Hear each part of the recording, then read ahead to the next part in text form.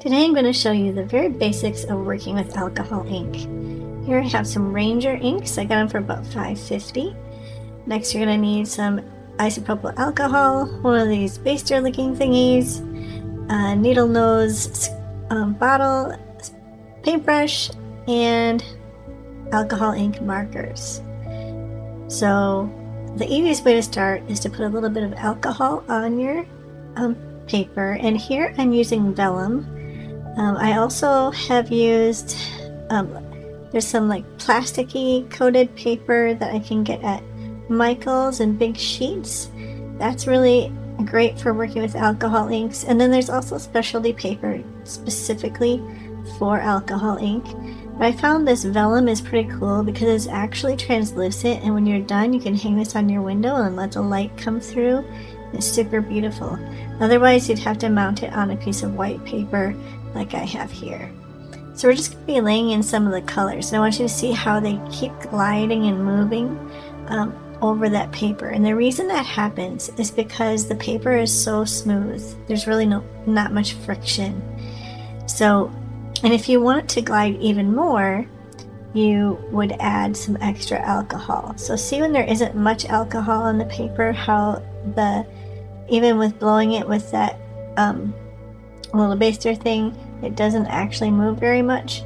But if I put some extra alcohol on, you can see it moves the color around, and then where the alcohol stops, you can see I'm getting those little like tendrils at the top there. There wasn't enough alcohol to move it faster or further than that. So sometimes I actually like doing that on purpose because I like those little tendrils. So I'm just going to kind of fill this page up with color. We're going to move this around just so I can show you a few other techniques. But notice how you can move the air different directions, and you can kind of create new shapes by controlling the flow of the air. Now here I tried to use my gold, but I forgot to shake it up ahead of time, so it was pretty much only getting alcohol onto the page, and that made everything move quite a bit.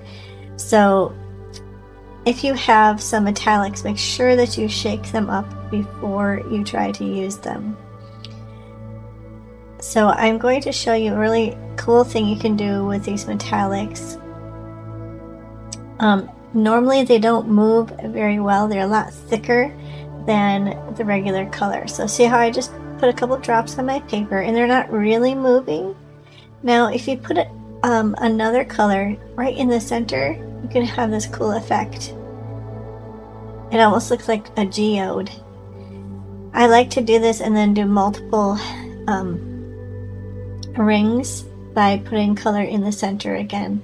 And that just really helps to move that gold around. You can do the same effect with just some extra alcohol, but I like to have that color in the center.